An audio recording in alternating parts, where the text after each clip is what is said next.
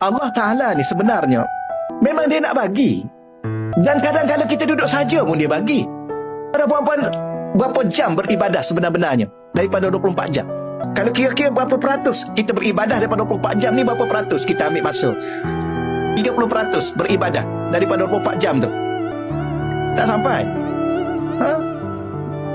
Okey, kalau kita kata 30% kita beribadah, 70% lagi kita buat apa? Kita tak ada buat apa pun.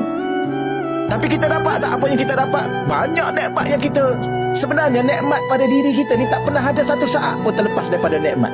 Kita ni tak ada satu saat pun tidak ada dalam nikmat. Berkelip nikmat, hembus nafas, tarik nafas nikmat, hembusan jantung nikmat, boleh bangun, boleh bercakap, boleh melihat, boleh berkelip, semua ni nikmat.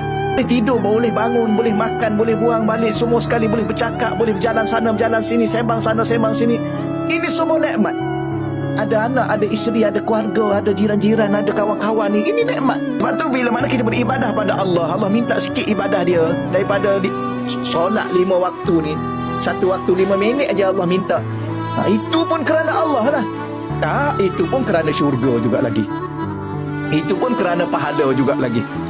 Tak salah. Yang ni yang kena ingat ni. Habis Ustaz, dah Allah nak bagi. Iyalah, memang kita bukan pertikai persoalan itu. Kita pertikai diri kita ni di tahap mana.